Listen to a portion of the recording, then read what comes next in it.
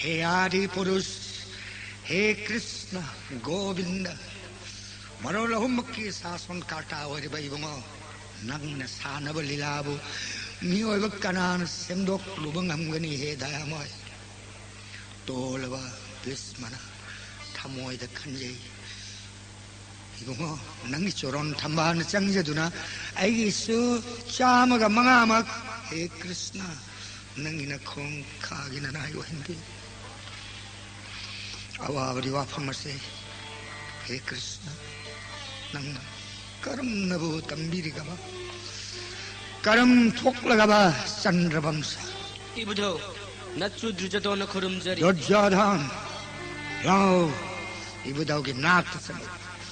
नंग बुधौन कौरिबसे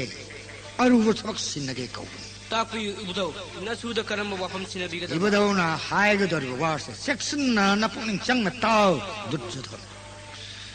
मतम इकुई कुईदना मफम इखंग खंगहुदना हस्तिना राज्य सिगी पालन कारसे नौना हरक्लिबा नखोई खुट्टा तारकदौरबनी मतम मदुदा प्रजा पालनगे दायित्व पुगदौरिबा नचिन्ननाव नखोई मयामसे नुंसीना चानना लैमिन्नबा याननबा इबुधौना थौरम खर सिल्ली दुर्योधन इबुधो नचिन्ननाव नखोई मयाम हाइबिरिसिबु अखोई इचिनाव चाम असिदी नचु द्रुजदोन अइना हाइब इल्लोइदबा कनासु याउदे अतै अतोप इचिनाव कना लैरिबगे इबुधो इबुधौदा नंगना पीरिबा पाउकुम अदुमक नबुधौ अइना ताबदा ओन्न तैनना तारबनी दुर्योधन मतौ करमना इबुधो नसुदा तापियो नंगी पाबुंगतोन पांडुना पोंबा नयाम्बा अमगा ननाव मरिगा लैरिबसिदी नचिन ननाव नत्ते हायरगद्रा मरम मधुना नखोई नचिन ननाव चामा हाइफम थोक्ते नचिन ननाव चामा मंगा हायगदबनी मकोई मंगाना सप्त सिंगरा जन्म ओइखिबा मदि सप्त ऋषि सिंगी सेगा तांग मतम कर पुंसी लेलुबना नखोई मसन खंगनद्रफसु हौजिक्ति नखोई पुनमक हस्तिनादा पुल्लबनिना मधुगी तौफम थोक्प थबक पुनमक मतांग मतम चाना सप्तबतावनी दुर्योधन वाफम असिदा नसुना करी तौजगदबता मधु पुनमक इबुधौ हाय हेंग नुंखिन निमित लैथरप मतमदा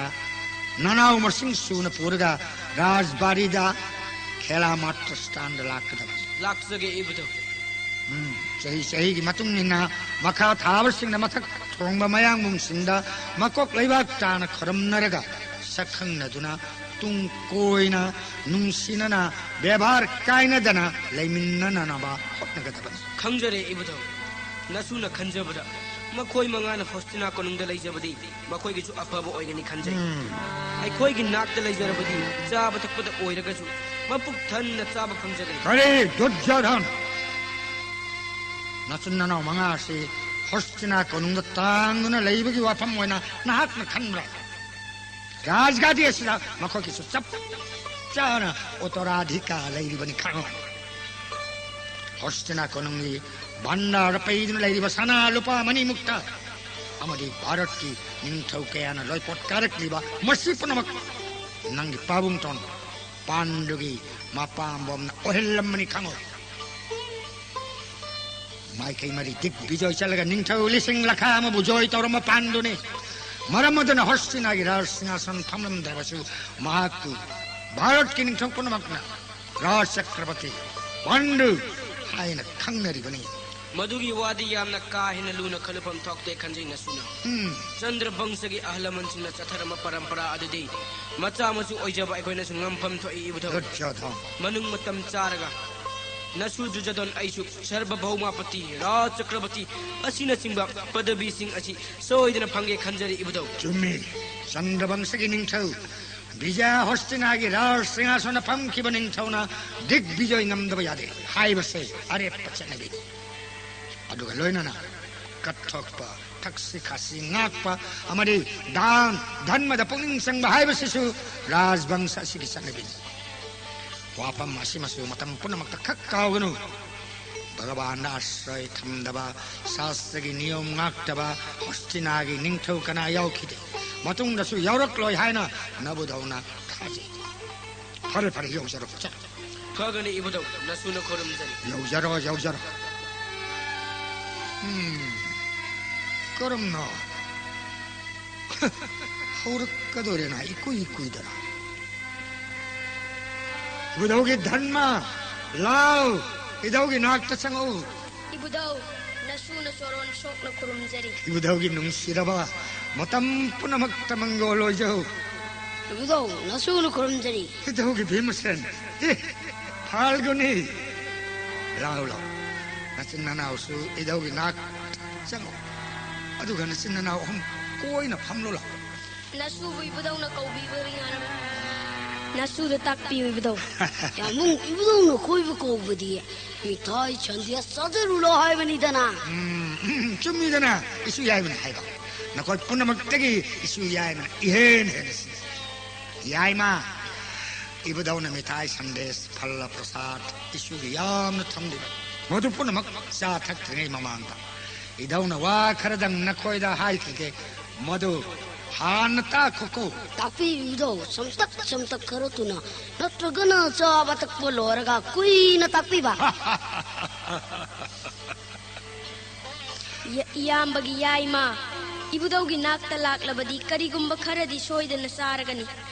अदुबु ngahaktangdi ibudhauna takpigadawribasi cheksinna taakisi isu sao ibudau wa hai munna tau ko ibudau hostina konongi kelama trustan nakoi khangledana khangjare ibudau numit leichar ko matam sabsana yudhishthir nangna nanau mariba pudana kelama trustan lakda phagani ibudau nasu manga soidana laksage karigi orumni ibudau nasu yaimu mi namna to haibra yaima nungai khidre nangsi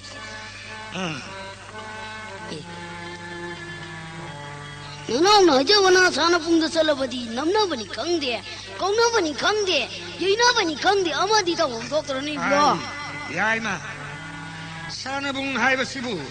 namnaba kaunaba yainaba natrabadi atai maramgidi mi tinma yadabra nakoina hayeng kelama trastanda satkadoriba sigi maram ibudau haige taw takpi ibudau chandrabang sigi rajgadi asena sinanau shamaga mangaga gi koirakkadore huji nakoi mangana matam khara tamna leirubana nasinanau nakoi mawong tana sakhang mai khang na bagi tanja phangki rajgadi palon tohu gadawriba asinanau nakoi hayeng sakhang na gadaba madudi yamna chumba wafamni khanjai ibudau nasu inau sing mayam du sakhang na jage khanjarak pa kuirabani ichin inau haibasi ipun maraj macha sing mayam du ni koibudo chumani yaima nasinanau chama du non makaju nabe yawi adu buha dingang ne de adu ibudo yamung ahal adu gi miyang achi mayam digi khara tonga tabugum nachu no jai ha ibudau gi bhimsen nang talana khak urunu isu side nan makai nakoibu nasinanau ni khangdaduna kananu haina khangduna ngakna yeng oramasu mioi badi tot naraga tin naraga nsi narakani san narakani samna hairabada nakoi mosen taksi khasi kaina bayadi nungsina loina gadab nasu mangana pamjabasu madutani ibudau sadhu sadhu idaugi dharma paukhum madumakni nabodawna pamlibasi madumak hen gadab nasidi ibudau wa khai susatau khetri oiba mapok asidi miyam gidama kathok laba punsi miyam mapamda rajbangsani rajgadi gi arepa udara dikani haiba napan ga loinana bichat chat pakhak yate madu oirabadi mahakadu leipak miyam yek na ba oirabani isus idaw na ngasi tagliba basna se na koi kau no koi susa ibudau so no tak no badi karo yawum doi kwa yawm yaima haura ba mithai sandesh ruchi puri wai paidna thamna dori bani idawna idawgi bojon aloida mithai sandesh phal prasad mayam lehon nasinana na koi mayam chamnaro aduga namagi manak halloko ibudaugi yabalo da chatlaga isusa ibudau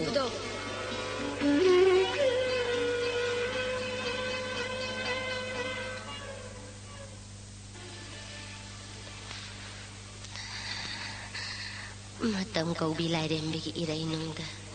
kausing wena tau thariba miyoibagi punsin matam na porak liba torai torban khuding mak ase thengnaramdana punsigi panthong pam yauna basat kibadi kanasu yaroi isa manga ase apa phatta kharama khai khangjarakle mahai masing tambagi matam moirakle राजवंशन क्षेत्रीय मचान धर्म अर्थ शास्त्र मदी अस्त्र विद्या खुदिंगमक असिगी मंगान मपुनिंग वाखलदा फंगहनदबा यार इसासिंग योकनबा महै तमहनबा होटनबदा मिंगोंदा कन्ना येतसिनबसु हौनदे करिनो अइना तौगदबसे लोखरेदा इसा मंगामक देव शक्ति न पोखी बंगाक्तनी लेम नमांग फमदी थोकते अदमकु भगवान इचा मंगागी विधाता द करी हाय न बुतंबीरी कबा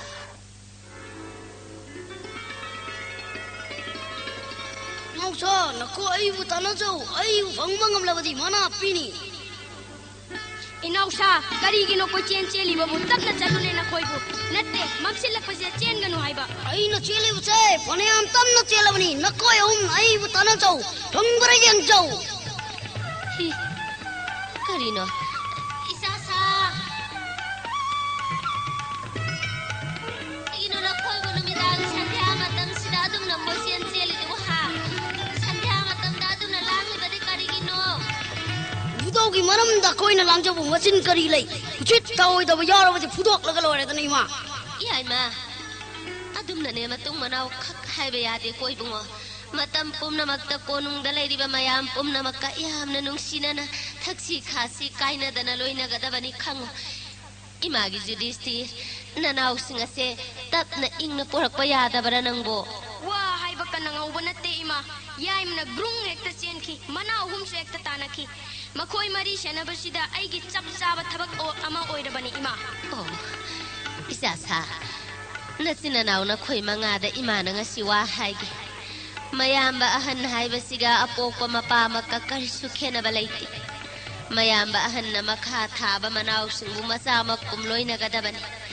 aduga makha thaba manaw singna su mayamba bu hek pokwa mapa da thamba bebhar adumak thamgadabani bhim Falguni Sahdev नोकुल नखोई मरी नयामुंग अहन नयादब थबक अमत कैदंगैद तौरोइदबन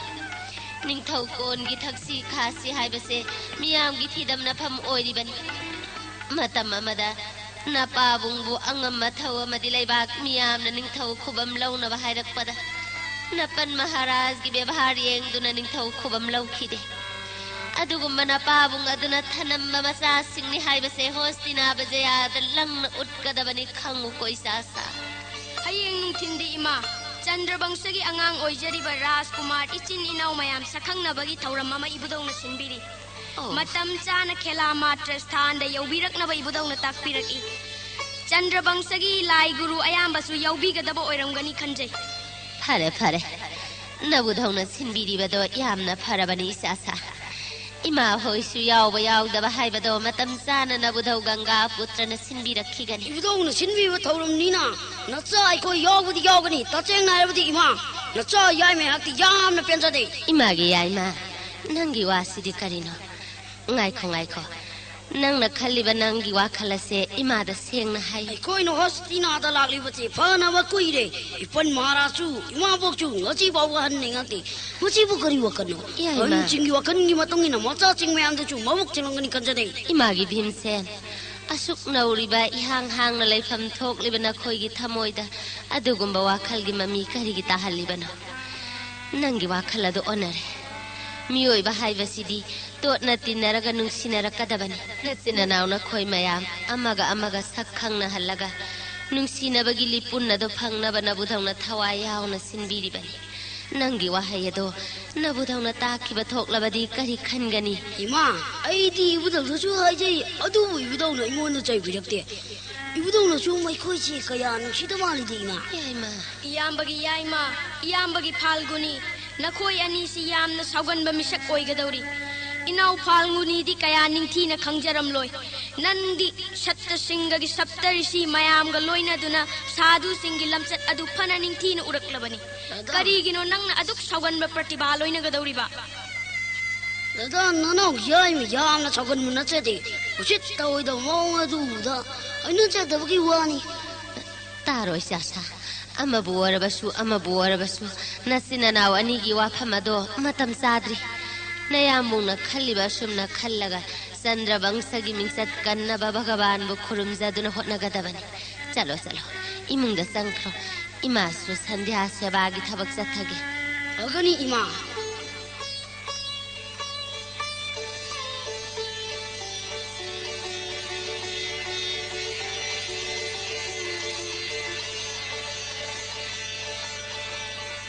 इचम चमना मचिन मनाउ सिंगसी सखंग माइखंग नहनगे हायन खल्लुबनी अदुबु नरसिगी थौरम असिदी चपचाना अचौबा थौरांग अम ओइक फनबु नुंगाइरे बिस्माइना पाममक थोकले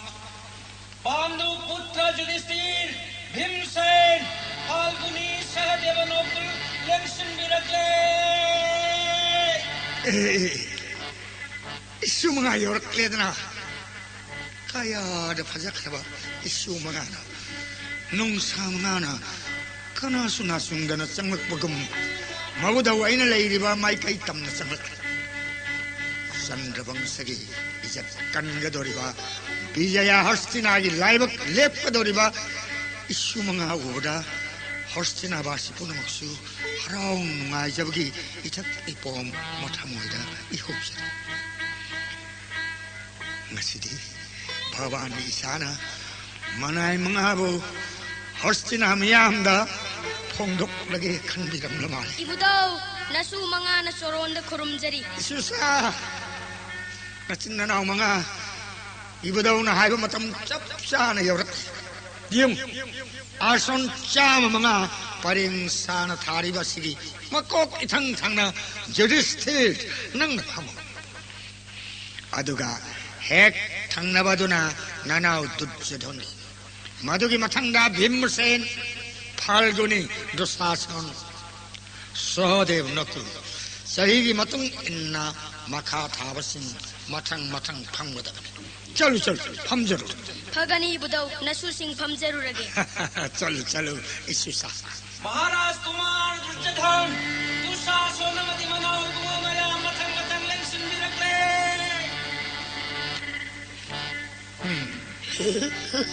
दादा इपुन महाराज की मचानु बच्चा मना परेंग जाना लागली ची यान मानो ले जरे हायु याइमा करी मालबा तीन बच्चा भया मोपी के मतुंग परेंग जाना चित्र को मादरी दादा कदौबगे यामबगे याइमा नंगु नखो नवा इचाउ साउरदना इचिन्नी नाउ मयाम सिंग तारगा नुंगाइ खिरोय कोइना ताइबंग मी ओलकपगी वरी मता दुगा मोनु मादरी दादा तुमिन लयुको वा ngang अमुक्त तुमिन न फम्मु कोइना ताइबंग मी ओलकपगी वरी मता दुगा हौजिक उरिबचिगा मोनु मादरी ने दादा तुमिन लयुको वा ngang अमुक्त तुमिन न फम्मु इनाउ सिंग मयाम सि यौसिलकले हाइबा इबुदौ नसु चामना खुरुमजरी दुर्योधन तापियो इबुदौ नियंगो नयाम ngahनगी मखादा हांगलिबा फमफम मसिदा फम दुशासन नंग नयाम फाल्गुनीगी मथंगदा लेरिबा आसन सिदा फम अतै नकोइ मखैना नकुलगी मखादा परिंग साना लेरिबा फमम परिंग सिदा चही मतुंग नफम इሱ사 नकोइ पुनम सेक्शन ताओ चाम मंगा से मतम पुनमक्ता काय नब याद्रबा मदि तत्न थाना याद्रबा नचिन्ननाउ नाक्तनि हाइबसे खंग फिबम तांजामना तंगाई फदबदगी सही खरदंग नचिन्ननाउ नकोय मयाम ताम लेनदुना महान मखै नसक खंग अदुगो मतमनी मतुंग इन्ना नसिदि नचिन्ननाउ नकोय मयाम सखंग माइखंग नरोई सुसा विजय हस्तिनागी तुंगी बाइग विधाता नाक सेनबगी थबक पुहौगदोरिबा नखोई लिंगजेन मानबा अचुम्बा अमदी अपुन्बा वाखलदना भारत भूमि पुनमकिया थबक ओइगदोरिबा दुर्योधन इबुदौ नंगी पाबुंग तोना पोकपा नकोई पुनमक की नया मुंगन युधिष्ठिर नकोक लेबाक तान भक्ति कल दुर्योधन नथन तनते नचिन्नना नकोई पुनमक नया मुंगन युधिष्ठिर भक्ति कल नसी खक्तगी नत्तना मतम पुनमक नचिन्नना नकोई पुनमक नया मुंग अहंड व्यवहार थंगदबने याबुंगहन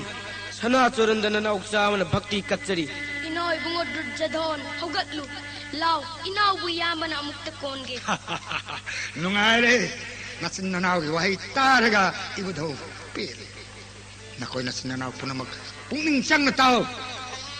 नकोई पुनमक नया मुंग हल अनियसिगी व्यवहार मतम पुनमक थमदुना अहन अनियसिगी याथंग मतम पुनमक इनगदबनी इबुधो की भीमसेन 이보다 नया मुंग दुर्योधन की मफमदा भक्ति कलु दादा नाना जाय नु भक्ति कचरी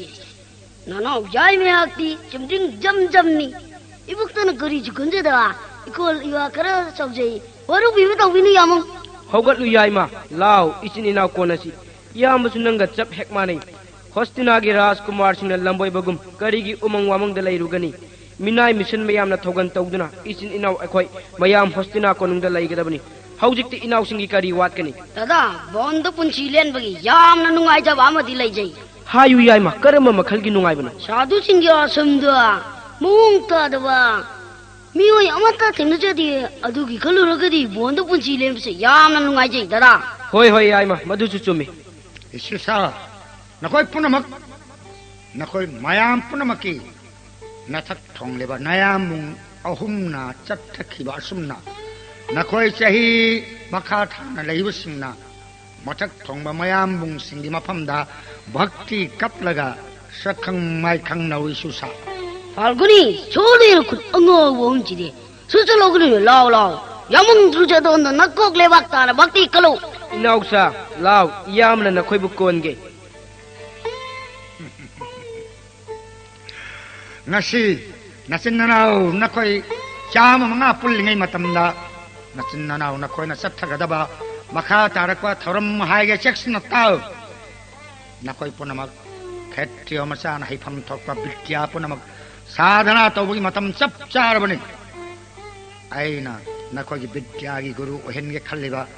acharya adumakti hojit unaba phang aduga ma acharya do कोई न थीरुनबा इबुधौना होटनगनी आचार्य दुना हस्तिनाद लेंबी लक्तिबा फावबा न कोई चाम मंगाना हयेंदगी हौना राजगुरु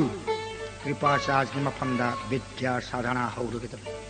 हयेंग अयुक अंगन मदा न कोई पुनमक की होयना विद्या आरंभ तोगनी न कोई पुनमक गंगा स्नान लोरगा अंगन मयुक्ता आई अंतपुर दे यौरकदब नचिन्नाना न कोई सखंग नब लोरबनिना शान थकनब मिठाई संदेश अमदी उहैना सिंबा लैरि पुनमक चामिन्नरुरो अदुगा नंगी लैफम दहन अयाक्ति ईश्वर की पूजा की मतम यौरके चलगे ईशुसा प्रणाम पितामह मचिन मनाउ मंगागी मरक्सिता भीम हाइरिबा महाक असिदी नापन चौबा मिदा ओरकदौरी ममैद दुर्योधन अइमक मुक्नदना लंबा पागे फावबा सोयदना हारकदौरी करमनो आइदी याम हिनरिदौरी तंगाई फदना मखोइसिंग असि होस्टिना राजबारीदा लैहनबा यादे दादा ओ याइमा कदौबा यामदा हायो साना वतंगना चिम चरिबो चुंदे लेंजिन मिरसी होय होय याइमा चंगसी फाल्गुनी छोदेन को लादन कइदोरे हाय काई भाई बुदुरन कोइबो हाय चंदेदी कायबदी नबुक्तन बहुनदी अदुकी सुमतक्तन कोइनी काइबो मरमदी लैते नौचा पुक पेन हो चागदमनी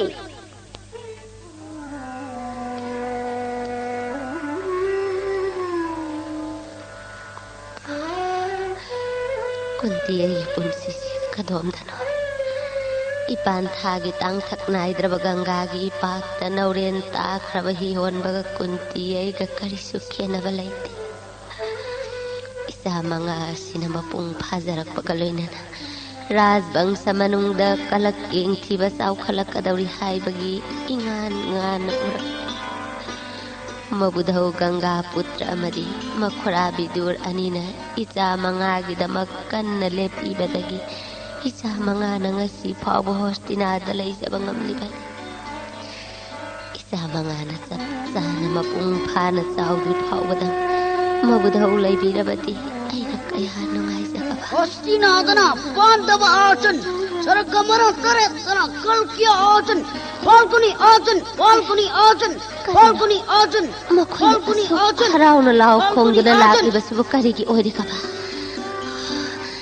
karino angang singa sibo judisti kari tauraba hayu imada ima ngasidi satra singagi saptarishi mayam hostinada lakpirami saptarishi singna inau phalguni bo arjun haina mingthon pibiramle arjun adura nanau yai mana lau duna lakli badi yoi bro pangumdra mingthol ama inok da pangle muya mai ne na haral je ima mochi da bo lau duna laktu ya bro arjun isa phalguni da arjun isa sa nakhoi arjun haibadi kanano khanglabara khangde ma sargalok ase marol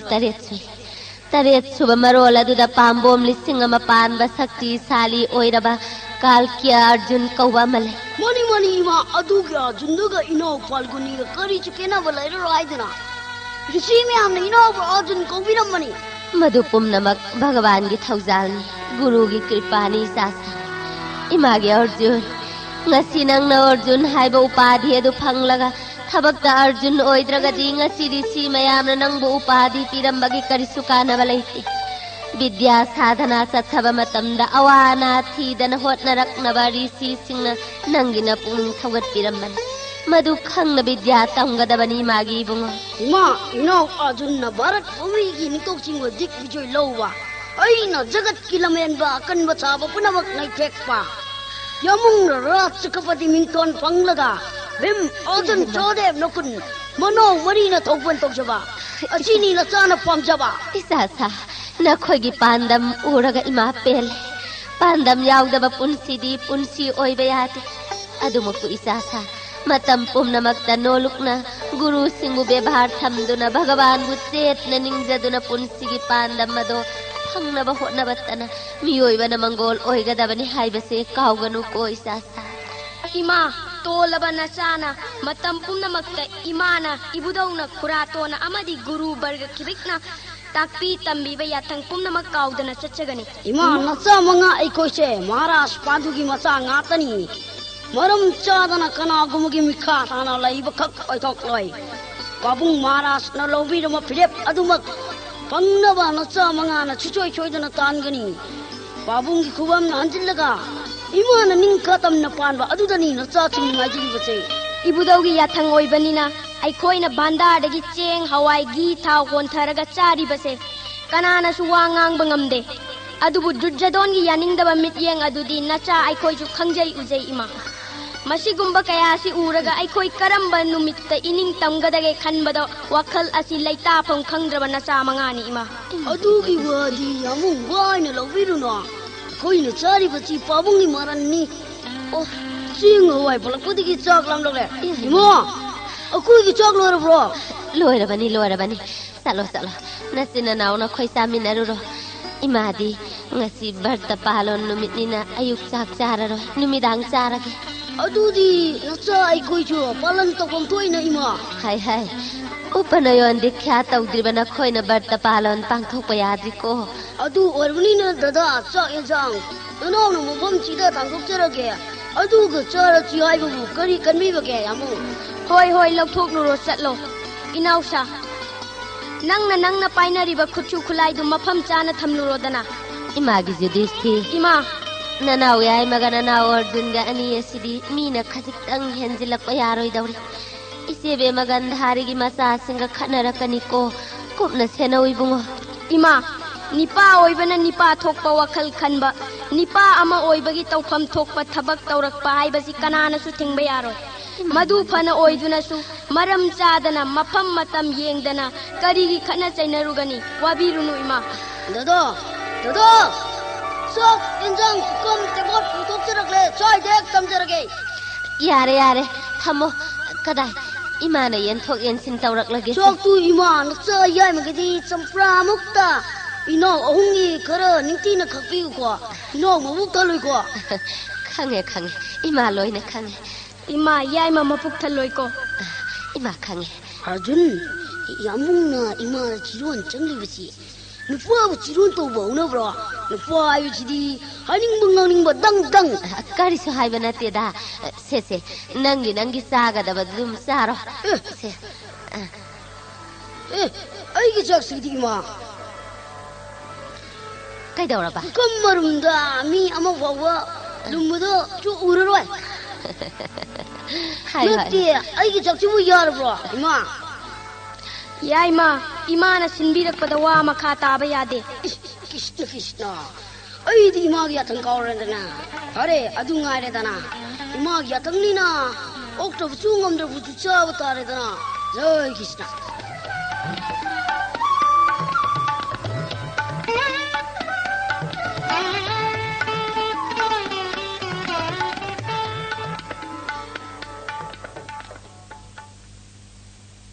उमंग वामंग पंगलै लेगदब लुखराबी मचा मंगा असि हिबुदो गंगा पुत्रन मथौ लेतन हॉस्टिनादा लेहले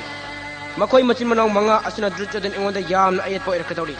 मखोय मंगा हॉस्टिनादा लाक लैदगी द्रुजदन अहक पंगचम चमख्रे यारोय मदु सुंगया यारोय द्रुजदन अइना मखोय मंगाबु नमथदब यारोय हिबुदो नसुना खुरुमजरी Duryodhan हिबुदो Nandi Nathan तकरी तोरन होय करिनो सुना इनु आइटना Ubdi नापाबंग issue शेरकप्रा मदौ हायो कनान करी हरकले इबुदो नसुगी निंगबा थुंगदब वाफम अमा लेजरे वाफम असिना मरम ओइजना नसुगी पुनिंग नुवाइ जद्रे हायो करी करम वाफम इशुरी निंगम थुंगनबा इधौन सिंगनी इशुना निंगम थुंगदब यावरा राजगुरु की मफमदा नसुना गदायुद्ध तमजबा असि हाइबंग ngамगनी थाजदे नसुदा गदायुद्ध की विद्यालय गुरु अमतंग पिनबियो दुर्योधन कृपाचार्य हाइबसे कनानो नंग खंगलबरा भरद्वाज मुनि की मचा गुरु द्रोण की मसेन अस्त्र विद्यारा हननिंग चीन हाइरबा गुरु नि खंगो लिरुंग विद्यादि राजगुरु की पाचार्य मतिक चालब गुरु ओरम याय गदायुद्ध की मतिक चाब गुरु दी ओइदे दुर्योधन अदुगुंबा वाक्यदो गुरु की मफम नंग करी नंग सिंजरी निंग थाजब थमलगा गुरु की मफम द विद्या साधना सथद्रबदी नाग विद्या फंग खक राजगुरु कृपाचार्य न खंगदिब गदायुद्ध की नियम असितंग खंगजबदा नाग नामा नबगा थेंगनब मतमदा मिखा थानिंगाय मरम लैते दुर्योधन वाफम अदुसु नसु याजरगे अदुबु लूरिबदी भीमसेन दुशासन इनाव अनिमक गदा पामंगाक्तनी तंगाई फदना अखोय मयाम पुन्ना राजगुरु की मखादा गदा तंबसी मवोंग ताद्रि इबुदौ नखोय श्यामग मंगा पुलप पुन्ना राजगुरुदा अस्त्र विद्या तमिनरी नखोय पुनमक्की मनुंगदा सप्तऋषि सिंगना करिगिदमक्ता अर्जुन मथंतबु अतमनन उदुना मांगोंद पदवी पिरमदे अदुका नखोय पुनमक पुन पिरमदे ममांगदसु अइना नखोयदा हाइख्रबनी अतोप गुरु अमा हस्तिनादा लाखिदनी महाक अदु लाखिरबु फावबा राजगुरु की मफमदा विद्या साधना चत्रखो हायु करी मरमगी धमक नंग तोखायना ताबगी वाखन सागले करीगम मतमदा मरम चादब वाकट भीष्म अइना लौरोय सटखुसलो येनिंगदे चच्चरगे इबुदौ या कया जनसे दुर्योधन नंगी हतत चंद्रवंश करी थोकलगबा नंग ताइबंग थर पुनमित्ता हस्तिना सिंह थुंगना उपदा थोकी लंजा क्वाक सिंबा ओम गौनी उचे सिंगना लाक न कोंगी दुमुके तुपाकी विदुर वैष्णवना नंग मरम ओइदना थोकलगदब पुनमक भीष्म अइंगोन हन्न हाइजकी नंग मंगन खिना तपना खिबनी दुफाइन विदुर की वाकट अदो लौखिदे नंग वाचुम लंबी द पुननबगी वाखन खंतकी ए वाखन पुनमक नाहक लोय न पुंकाई काय बतारबा हे भगवान हे अच्युत हे कृष्ण इबो नंग सन्म थरंबु ननाई भीष्म कर्म न कक नंबनी हे दयामय ननाई भीष्मना लंजौ पुनमक्तिनो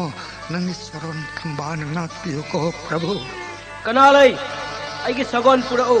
मसी कनागुम अमत खेला मात्र स्थान थोलक यारोय दुर्योधन अयाक सगोन थौदुन सानगनी लन्मिसा राजबारी अकोइबदा पाउ पियो यो कमनिंग खातमना ngang sakti ngang Bismayak lady kang dapsai layam sanu kangalay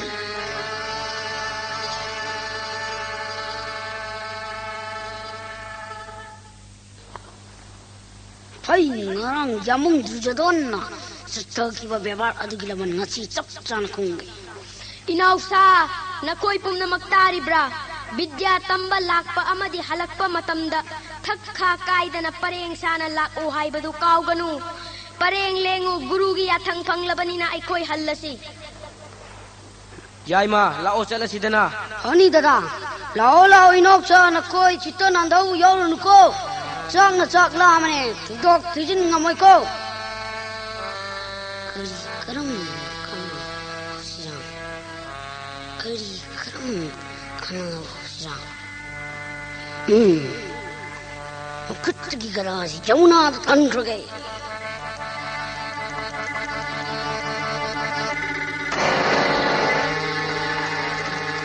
Yambungan aigi gada isinda taakre aigi gada isinda taakre kari haiba Duryodhan I kamdauna taakri bano sidi kari gino yaima aigi gada pungmai da nangi gada na adukana thomlak ibadi nangi gada na aigi gada da thomlak padagi aigi gada isinda taaki bani isinda lupkraba aigi gada nangna khungatlu gadamni kuri wani yamung ai bo ngau dona yamungi gada da marum laituna thongudro pareng chamina bai sidi khara kajik thengla ki bi yau yai yamungna yakta nanau do ta fil kai chen miri bu chu chumra kari leitok leisin tawbu yaro yaima isinda taaki ba aigi gada nangna khungattaba sungya yaroi kulle kwadigi kuttigi gada na tholaga takraga aingon aina karigi khungri kulloi khunda bi yaroi sukun kulai khunda bi yaroi khunda bi yaroi Naiko inausa iyamba wa haige Inau ibungo Duryodhan Inau gi gada ta sinkriba hiden asidi gumbir achauba amagi laifamni haiduna mi kana sukumna de Hiden asidagi inau gi gada khullu haibasi hairaganu Inau gi gada aduga chap manaba gada ama iyamba na singlage Duryodhan gada ama kakma gibda mayeng ta gada Duryodhan natte gada lising paiduna thambang amba Duryodhan aini madu oidinasu bhimna jamuna da tasinan kiba gada asi khungatlaga Duryodhan agi khutta sinadaba sungya yaroi gumbi lising julai yasnu la la khajulai yasnu bim maina khulage khandrabadi kari chulai ba thawna te gumbi na la bim aingon da kari tok jam ngangani adubu bim mayana jamuna da ta khaba gada se chikan khunglai gada lising paiduna thambang amba yamung Duryodhan na cham gada ama singda ta khibagi wa yam nang na bam tok te kanse hamu hal lengasi yaroi khungalo sukun khulgai khungalo sukun khulgai khungalo sukun khulgai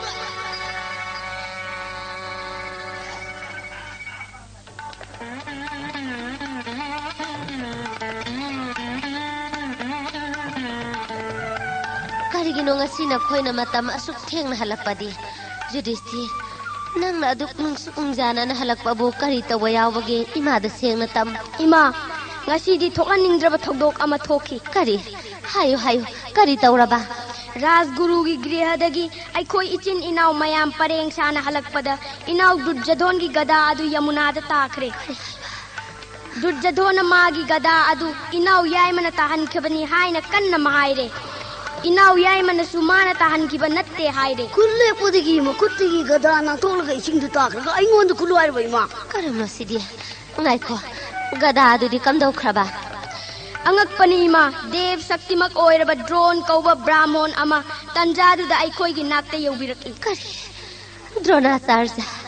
Parshurama guru gi sisya Dronacharya Gurudev adugi mandragi sakti na gada adu yamuna dagi ilai na lokhat piduna nachagi awaba kokcheraki inau Arjun di Gurudev adugi choron da marai bak sok na bhakti katre Gurudev aduna su inau Arjun bu chet na kon biduna shitchyo hen bining ba ingit pibiraki pumnamak asiga loina duna nacha aigi pukning da awaba polum amaga loina duna yumda hanjarakpani ima imagi dharma nangina phamda kari karamba awaba wakhalgi polo ima lairiba sidi isage awaba imana ko angani kari gidamak isana wabano imada hayo Yudhishthir Inaw anigi khatnaba adu Gurudevna ilai laina taisinbiba aduda nachana penjaduna sanbi sangom sumbi chama kachage haina pratigya thamjarame matau karamna nachana pratigya ngakna Gurudev adugi ningba thungangani ima imagi judisi sanbi chama brahman dan kachanaba pratigya thamloraba karamna ai khoidi sanbi ama tangulai khasnate Imaga dada kana kari chulai tu wapa machu yana luna kanri de dada na kat ki kanwa sanbi chama dang kunung digi puraga kat piruro madu du guang al payawdi nana jai mangna sake yai ma tumilai nangi wadu ima taning de ko yai ma imagi dharma ima wa haige ta dronacharya hairiba Gurudev adugi matik magundi angakpani nabudhaugi susanaraba maru matam kuina Gurudev adu tabu nabudhau na ngaiduna lairibane chalo nabudhaugi antapurda thokiba pumnamak chithadana nabudhauga tam